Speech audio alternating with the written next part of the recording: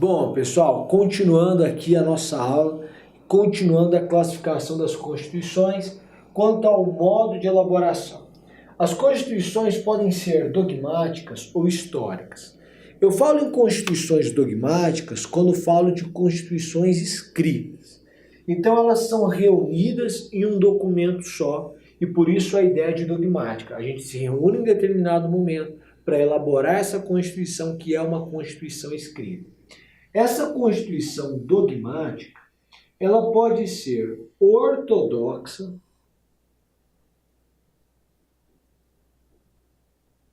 como pode ser eclética.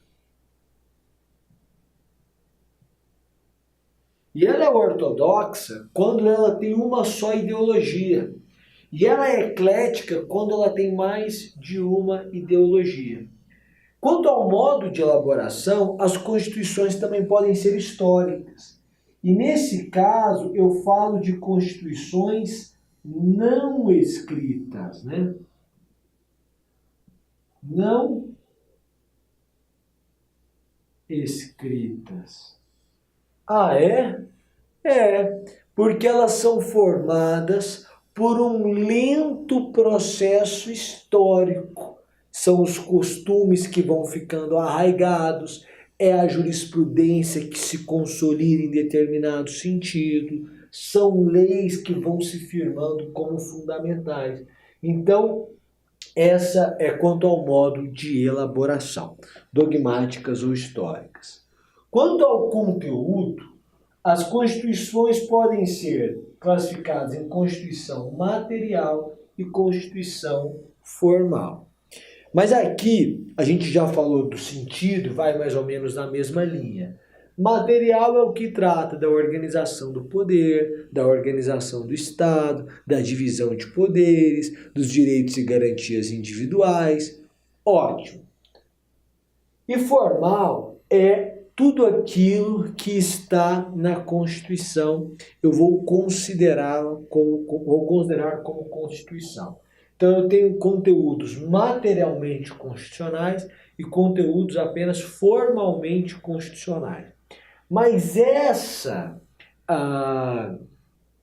classificação só faz sentido quando eu falo de uma Constituição rígida, que é uma Constituição que, para sua alteração, exige um procedimento mais rigoroso, um processo legislativo mais rigoroso.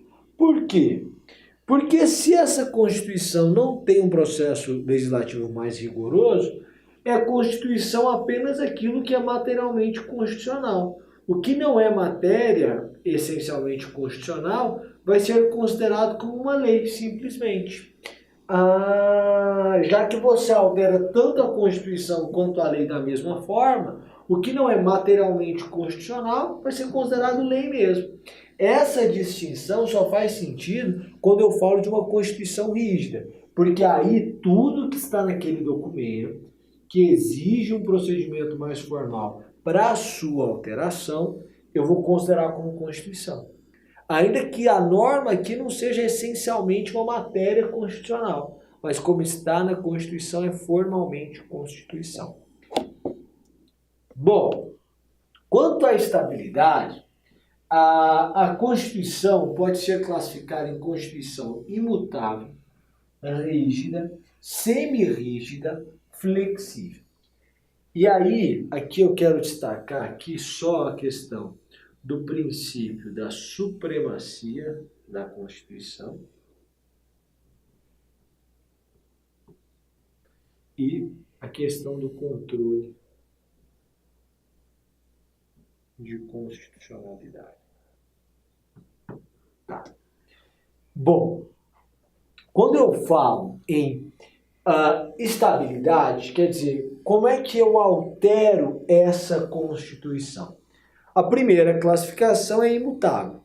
Então, a Constituição imutável é aquela que não admite a alteração do seu texto.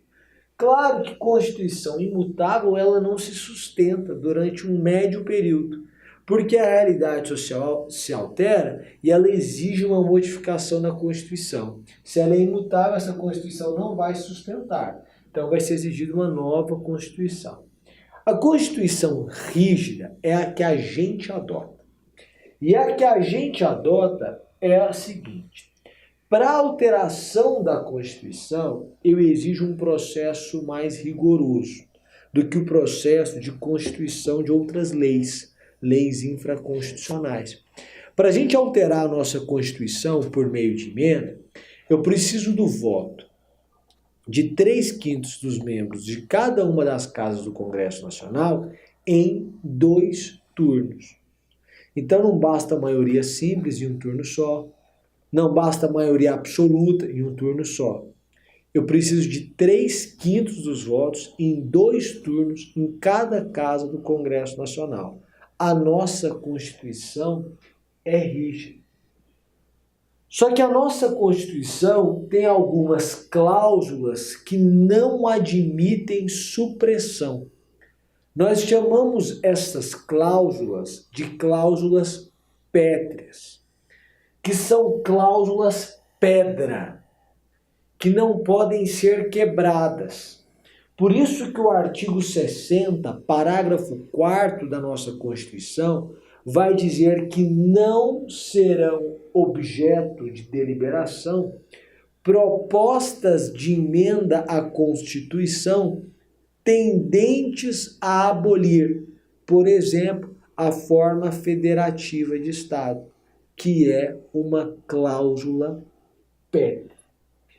Como há cláusulas que não admitem a abolição e nem normas tendentes à abolição, o professor Alexandre de Moraes, hoje ministro da Suprema Corte, dirá que a nossa Constituição, em verdade, não é rígida, ela é super rígida, porque, além do processo dificultoso para sua alteração, em algumas matérias, ela não admite sequer a alteração para sua abolição.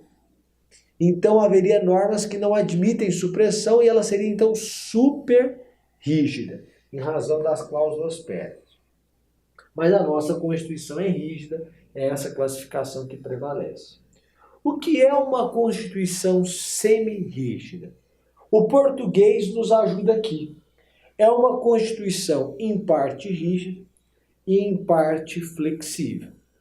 Tá, a Constituição rígida é aquela que, para a sua alteração, exige-se um processo mais rigoroso do que para a elaboração de normas infraconstitucionais, para a confecção de normas infraconstitucionais. Perfeito. E o que é uma Constituição flexível, então? É uma Constituição que, para sua alteração, eu vou adotar o mesmo procedimento de qualquer outra norma infraconstitucional. Então, assim como eu produzo uma lei, assim eu produzo uma norma constitucional, assim eu revogo uma norma constitucional, assim eu altero. É o mesmo processo legislativo. Essa Constituição é chamada de flexível. A Constituição semirrígida é, portanto, uma Constituição que traz normas que são rígidas e normas que são flexíveis. Então, para determinados temas, por exemplo, organização do Estado, divisão de poderes, direitos e garantias fundamentais, eu tenho uma Constituição rígida. Mas para outras normas, que são apenas formalmente constitucionais, a sua alteração seria simplificada, da mesma forma de uma lei infraconstitucional. E nesse ponto ela é flexível. Nós não adotamos essa forma de Constituição, mas em um passado não recente chegamos a adotar. A Constituição de 1824 é classificada como uma Constituição semirrígida. Bom, ainda vale a pena ressaltar que nós temos consagrado o princípio da supremacia da Constituição. A Constituição está acima das demais leis. Ela é a lei das leis, é a lei fundamental. E só faz sentido falar em lei acima das demais leis e, portanto, em supremacia da Constituição, quando eu estou diante de uma Constituição rígida.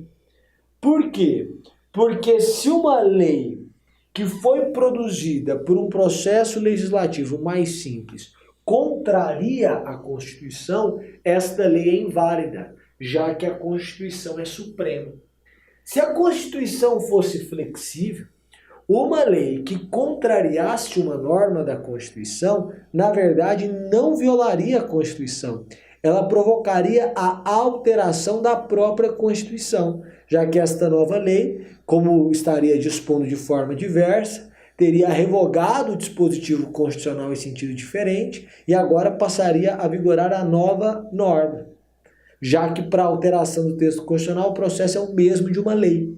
Então, se entenderia aí que teria ocorrido uma alteração da própria Constituição. Então, a supremacia da Constituição só faz sentido diante de uma Constituição rígida. E por isso que só diante de uma Constituição rígida que eu falo em controle de constitucionalidade, já que eu preciso verificar se aquela lei está de acordo com a Constituição ou não.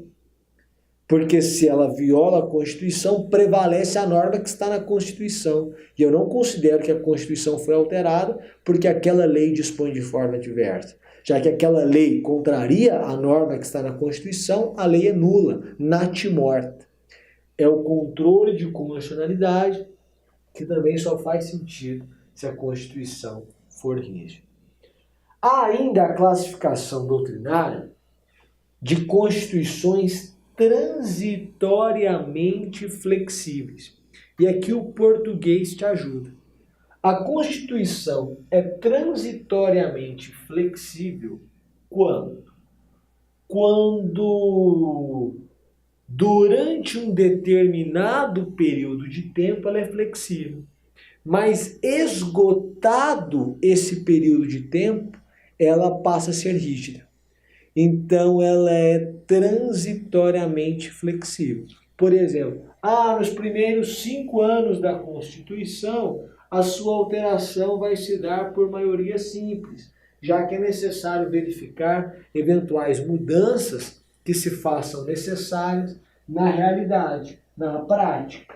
Então, durante esses 5 anos, ela vai ser transitoriamente flexível. Depois disso é rígido. A gente não teve isso, mas seria um exemplo de Constituição transitoriamente flexível. As Constituições ainda podem ser classificadas de acordo com o critério ontológico. Critério ontológico é o critério do ser, da essência. E a classificação de Karl Loewenstein, do critério ontológico, vai se referir ao poder político ou ao nível de influência na realidade política que uma Constituição exerce. Então, quando a Constituição tem o poder de determinar a realidade política, e, portanto, ela é plenamente observada, nós dizemos que esta Constituição é normativa. Mas quando ela traz normas programáticas, prospectivas, voltadas para o futuro e, portanto, ainda não implementadas, de maneira que a Constituição ainda não é completamente observada, ela é observada em parte, mas ela não é observada. Aquelas normas em um futuro podem ser observadas e é desejável que o sejam, mas neste momento ainda não são. Nós temos uma Constituição nominativa. Existe divergência doutrinária se a nossa Constituição seria normativa ou nominativa. Considerando o número de normas programáticas voltadas para o futuro, por exemplo, a erradicação da pobreza, que existem na nossa Constituição, essas normas, a nossa Constituição seria nominativa. Mas, por outro lado, ela também traz normas que determinam a realidade social, que são observadas e seriam normativas. E, portanto, seria normativo. Existe essa discussão. Bom, E o que seria uma constituição semântica? A constituição semântica é aquela que vem para conferir legitimidade, significado ao exercício do poder pelo detentor do poder. É uma forma de legitimar o abuso. O sujeito faz assim.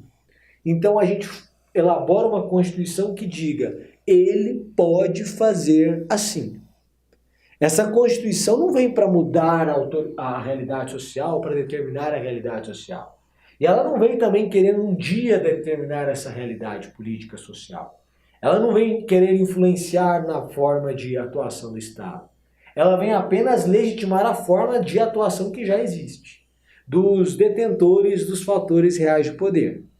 Essa é uma crítica feita a La Salle, porque a sua concepção de Constituição se aproxima da ideia de Constituição semântica, já que ela vem apenas para legitimar aquilo que os detentores do poder já o fazem. Bom, quanto à extensão, a Constituição pode ser classificada em analítica e sintética. A Constituição analítica é aquela Constituição extensa. A nossa Constituição de 88 é analítica. Traz diversos artigos. Quando fala no Colégio Dom Pedro, que vai ser mantido pela União Federal, é uma norma que não deveria estar na Constituição, mas está. E, portanto, você vê a presença de normas e de detalhamentos normativos na nossa Carta Magna que dão contorno de uma Constituição analítica. É diferente da Constituição dos Estados Unidos, que é sintética. E a Constituição sintética vai se concentrar em trazer aquelas normas que são materialmente constitucionais mesmo. Qual é a organização do Estado? Como é que se dá a divisão de poderes? Quais os princípios que orientam o Estado? Quais são os direitos e garantias fundamentais? E por aí vai. Bom, quanto à garantia, a Constituição pode ser, ou quanto à finalidade, né? Ela pode ser uma Constituição garantia, balanço e dirigente.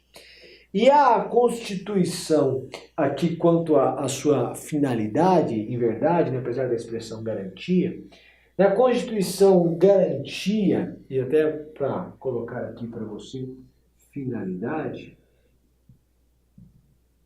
ela tem por finalidade na Constituição garantia, garantir a limitação da atuação do Estado.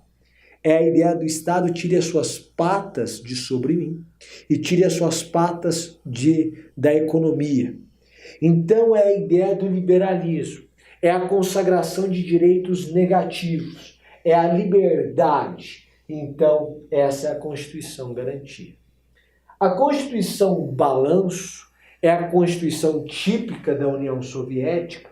Ela tem por finalidade retratar o momento pelo qual passa o Estado, como se fizesse o balanço do atual momento estatal, em direção àquilo que se almeja.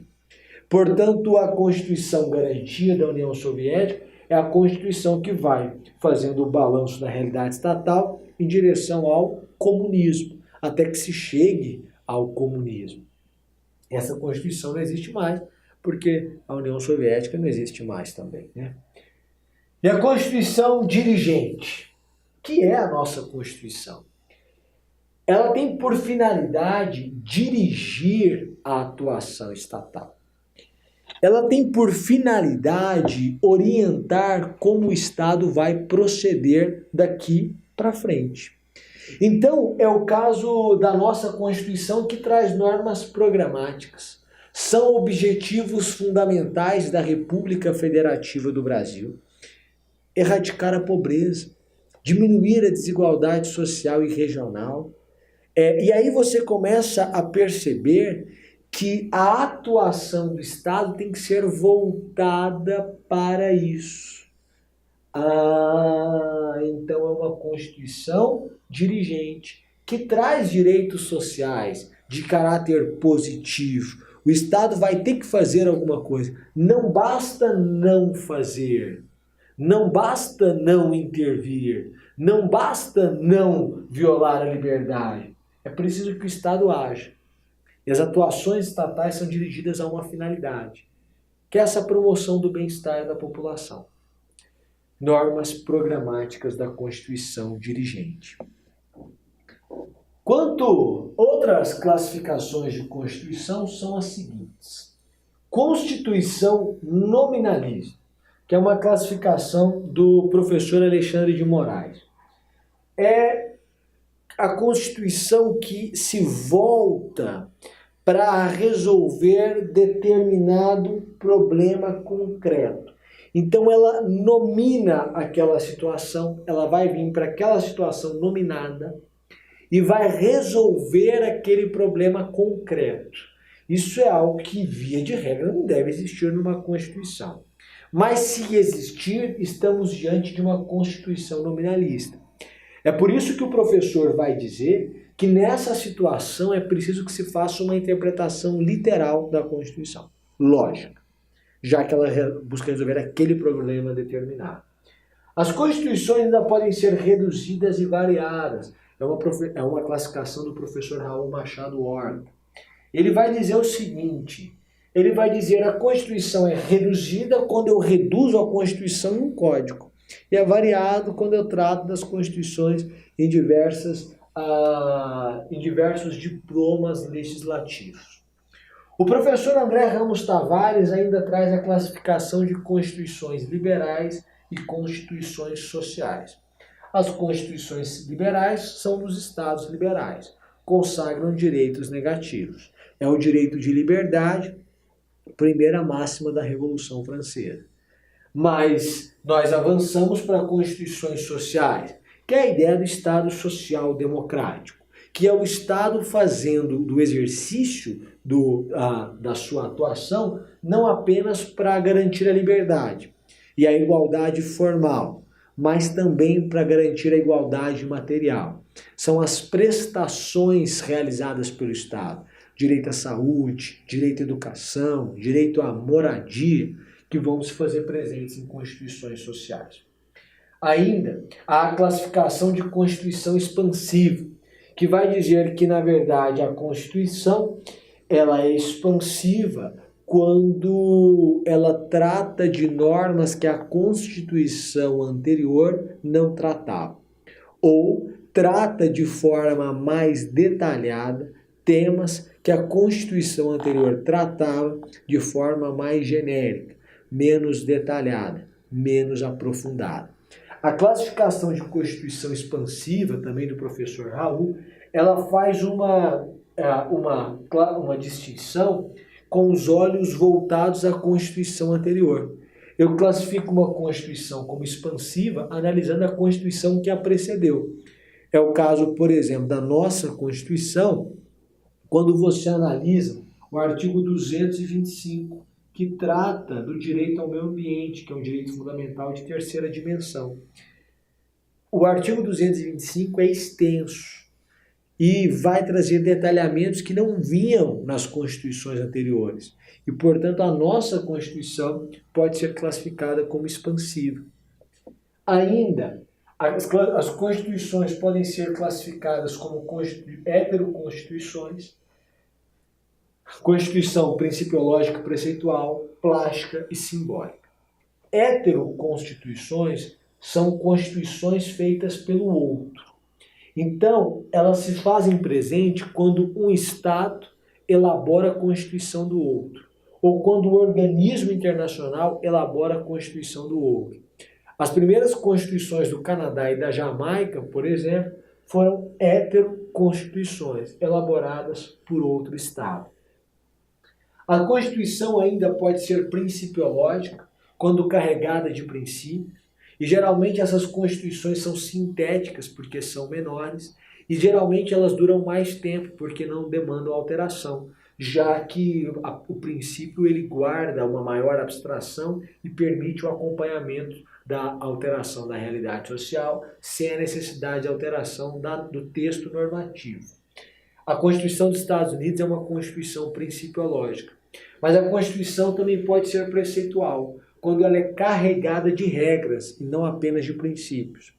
ela então é mais detalhista e por vezes tem que sempre sofrer uma emenda, já que a realidade social se altera e é preciso que se altere a regra também. Quanto à constituição plástica, é preciso fazer uma distinção. O professor Pinto Ferreira vai dizer que constituição plástica é o mesmo que constituição flexível que nós já vimos. Mas o professor Raul Machado Horta vai dizer que constituição plástica é a constituição que traz normas abertas, conceitos abertos e que, portanto, dão uma ampla margem de atuação ao legislador. Então, elas comportam uma plasticidade, uma flexibilidade na interpretação que implica uma margem ampla de atuação do legislador infraconstitucional. Ainda temos uma Constituição simbólica, quando ela tem uma função eminentemente política. Ela vem para resolver um problema político. Essa é a ideia. Essa Constituição simbólica vai se fazer presente quando eu primeiro preciso atender a um anseio popular. Então, isso vai se fazer presente quando eu elaboro uma norma constitucional álibi, ou uma constituição álibi, que é o seguinte, as pessoas, por exemplo, estão com a sensação de insegurança em razão da prática de determinado crime. Aí eu vou lá e coloco como norma constitucional que aquele crime é hediondo. É dizer que corrupção é crime hediondo. Nossa, agora está na Constituição. Mudou alguma coisa? Não mudou nada. Mas atendeu ao anseio social. É essa a ideia. A Constituição ainda, ela é simbólica quando ela faz uma reafirmação de valores da sociedade, ou a positivação, digamos assim, positivação de valores sociais. E ainda a Constituição aqui, ela vai ser classificada como uma Constituição simbólica quando estivermos diante de uma Constituição que traz um compromisso dilatório. Summer consegue explicar isso para a gente? Claro. Diante de um impasse político, a gente não consegue implementar esse direito agora. Vamos fazer o seguinte, a gente acalma o povo e faz uma norma trazendo um compromisso dilatório. Nós faremos isso. O povo quer que a gente faça, mas não dá para fazer agora. O que a gente faz? Escreve na Constituição. Nós faremos isso. Resolvemos o impasse político, criamos um compromisso dilatório e ainda não alteramos a realidade social, que nesse momento não dá para alterar. Entendeu? Isso você vê muito em normas de eficácia limitada. Quando eu preciso de uma complementação legislativa, eu consagro um direito, mas o direito que eu consagrei ainda não é efetivado. Então, eu faço, na verdade, um compromisso dilatório. E isso tudo faz parte da ideia de Constituição simbólica. É a ideia da Constituição álibi, é a positivação de valores sociais, é o compromisso dilatório. Certo? Certo, certo. Bom, e no próximo bloco a gente começa falando das classificações das constituições do Brasil. Até o próximo bloco. Tchau, tchau.